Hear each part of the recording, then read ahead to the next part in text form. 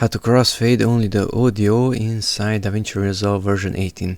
So I have 1, 2 and 3 clips here, and from this I already cut off something from the end, and from this I already cut off something from the beginning. Okay, now let's click here and press delete to delete that gap. Click here and delete that gap also.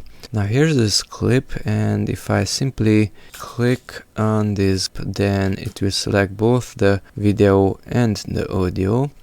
And to select only the audio, hold down the Alt key and then click there. And notice only the audio is selected. Now right click on that one and add 14 frames. And since I did it from the inside of this clip, I went from the center to the left side, then it added the crossfade into this clip.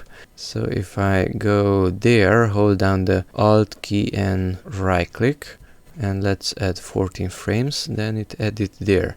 Let's undo it. If I would come from the other side, Alt and right click, and let's say 14 frames, then it adds it outside. But I want it to the inside, so deselect that green selection because it's on the outside.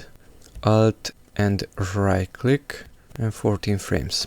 Okay, and what this did, it mixed the audio of the left clip into the center clip, and it mixed the audio of the right clip into the center clip. And thus only the audio portions are crossfaded.